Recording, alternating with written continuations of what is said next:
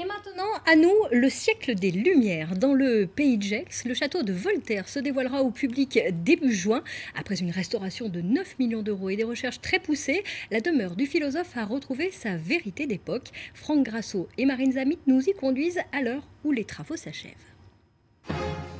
Symbole du siècle des Lumières, philosophe inspirant, hantise des futurs bacheliers, Voltaire est toujours là.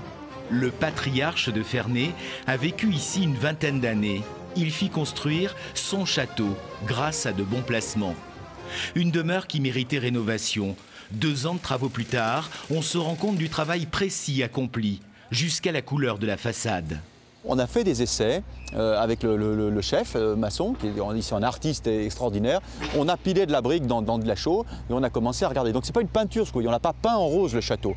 C'est le mortier, c'est un mortier de chaux hydraulique avec de la brique qui donne cette teinte rose. Une couleur conforme à une maquette gardée à Saint-Pétersbourg.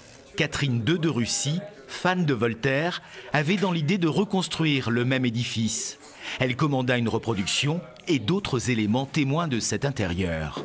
Lui sont également livrés des échantillons de chacun des textiles utilisés dans les différentes pièces du château. Et donc c'est à partir de ces échantillons et de cette maquette que nous avons pu reconstituer sans risque d'erreur le tissu que vous voyez autour de nous.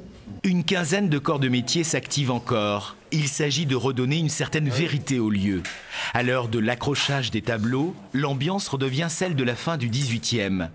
En visitant Ferney, le public non seulement connaîtra mieux la personnalité de Voltaire, pénétrera l'intimité de Voltaire, mais en plus, il va, c'est en tout cas notre objectif, mieux comprendre ce qu'a été l'esprit des Lumières et l'apport des Lumières, y compris dans notre système politique et social actuel.